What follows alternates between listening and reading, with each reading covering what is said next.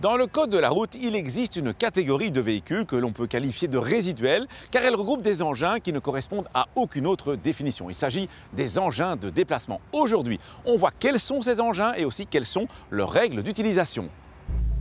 Un engin de déplacement peut être soit motorisé, soit non motorisé. Par engin de déplacement non motorisé, on entend un véhicule qui n'est pas un cycle et qui est uniquement propulsé par la force musculaire. Tombent notamment dans cette catégorie les rollers ou patins à roulettes, les planches à roulettes ou les trottinettes. Quant aux engins de déplacement motorisés, ce sont des véhicules à moteur à 2 roues ou plus qui ne peuvent dépasser 18 km/h en palier. Tombent notamment dans cette définition les trottinettes à moteur, les chaises roulantes électriques pour personnes handicapées ou les gyropodes. Il ne faut pas de permis de conduire pour piloter un engin de déplacement motorisé, mais faut-il une assurance?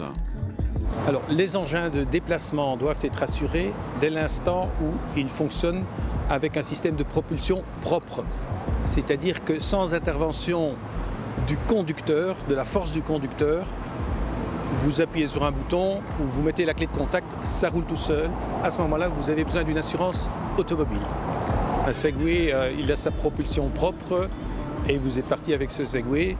Vous devez souscrire une assurance automobile, ça veut dire que vous devez, lors d'un contrôle, présenter la carte verte qui est la preuve que c'est assuré. C'est aussi le cas pour les voiturettes pour personnes handicapées, si c'est une propulsion propre. Motorisés ou non motorisés, ces engins de déplacement ont des règles d'utilisation communes. Si la vitesse ne dépasse pas l'allure du pas, l'utilisateur est assimilé à un piéton et n'est pas considéré comme étant un conducteur. Cela voudra dire, entre autres, qu'il devra circuler sur le trottoir, qu'il aura accès aux zones piétonnes, qu'il traversera sur les passages pour piétons, qu'il ne devra pas s'équiper de feu la nuit, etc. Si la vitesse est supérieure à l'allure du pas, l'utilisateur est un conducteur assimilé à un cycliste. Par conséquent, il devra utiliser la chaussée ou la piste cyclable s'il y en a une, il pourra remonter les sens uniques limités, il devra utiliser des feux pendant la nuit et il ne pourra pas téléphoner en tenant son GSM à la main, etc.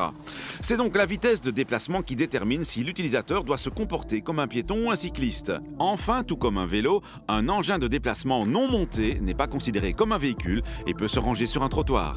L'utilisation des engins de déplacement ne dépend pas de la réussite d'un permis, mais elle n'échappe pas pour autant au respect des règles du code de la route. Par ailleurs, d'une manière générale, pour votre propre sécurité, nous vous recommandons d'apprendre à les utiliser sur terrain privé avant de vous lancer sur la voie publique. À la question de la semaine dernière, il fallait répondre qu'un vélo doit obligatoirement être équipé d'une sonnette d'une portée auditive de minimum 20 mètres.